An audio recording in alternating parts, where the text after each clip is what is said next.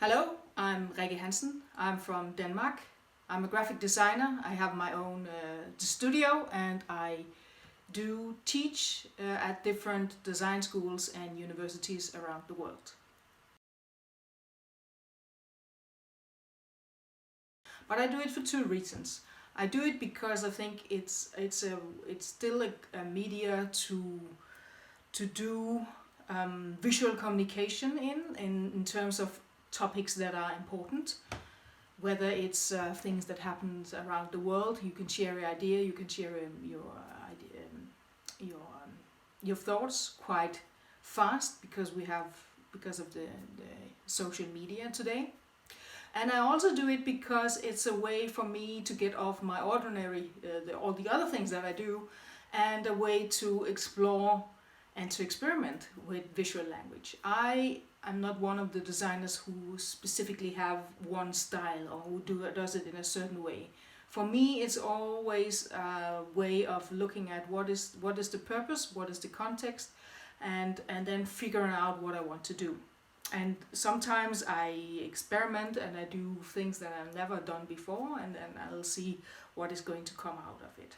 So that's basically two reasons: experimentations, and because I still think we need to share thoughts of important topics to the rest of the world.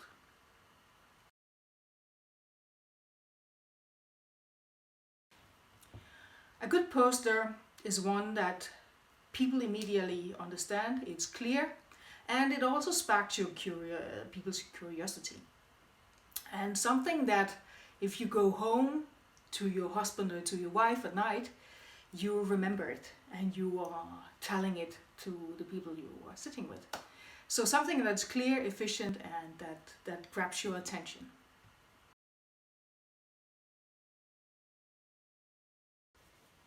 I think that there's still need for the poster as a medium of sharing ideas, of making people to create awareness or to educate people. I believe that we as designers have to be more like activists in sharing these things, not only to do posters that are made for a certain competition or for your own sake, but really look into how can we as designers use the poster as the medium to create awareness.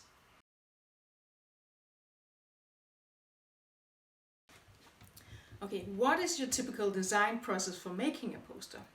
What is my typical design process? I don't think I have one specific way of making posters. I think it depends on what is the topic.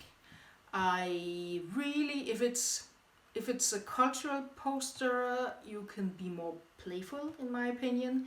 If it's a political or social poster or something about environment or other serious topics, I really think that it's important to do a lot of research on the topic, because sometimes I see posters and I also discuss with my students that really be careful that you're not doing a design of a topic that you think you know, but really go out and do the research so that it's things that you actually know, and you're looking into proper research on that topic.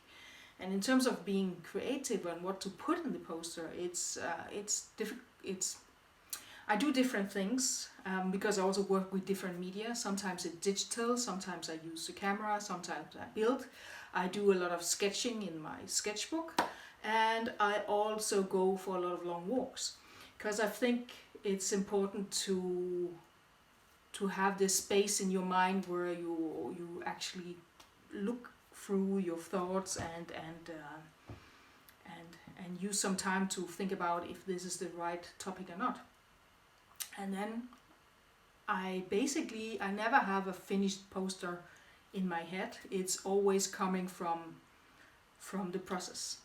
Like making a snowman. In Denmark you have snow and you build these white frosty people, and you never know what the final outcome is before you get to the end.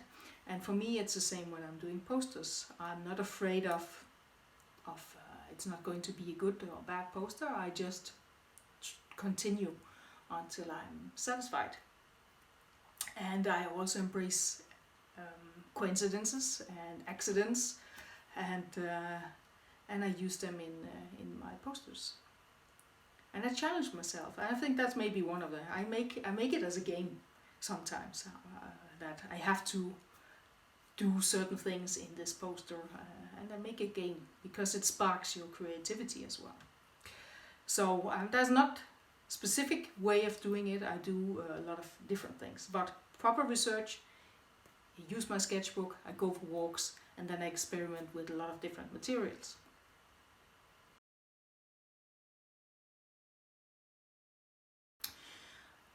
If I should choose one poster, I think there are so many brilliant posters and poster designers out there in the world, and it's really difficult to choose only one, but I think the one I would choose is one as I recall it, I saw it when I was still a student, and I think this poster was the one that made me decide to become a graphic designer and to do what I'm doing. And this poster is a poster done by Jussi Lemmel. It's a peace poster, and it contains a white dove in the glass. And I think this poster is really so strong in the image, and it's so straightforward in the communication, and I really love that poster. So that one would be the one for me to choose.